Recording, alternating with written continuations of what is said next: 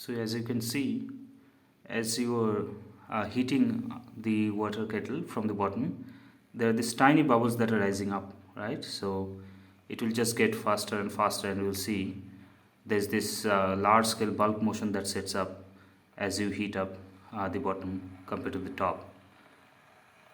Okay, so you'll see a start of convection over here.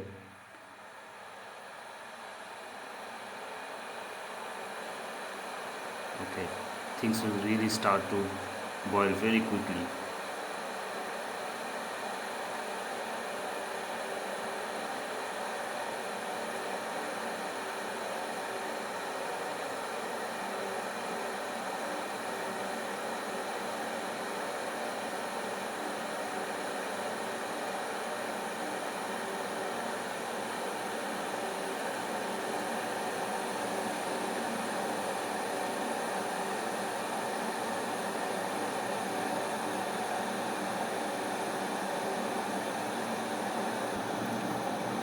So what you see, if you notice a bit more carefully, that there are these bubbles that have formed on the lower surface, and these bubbles are actually taking, these are actually low density bubbles, they're taking the energy and just flying up.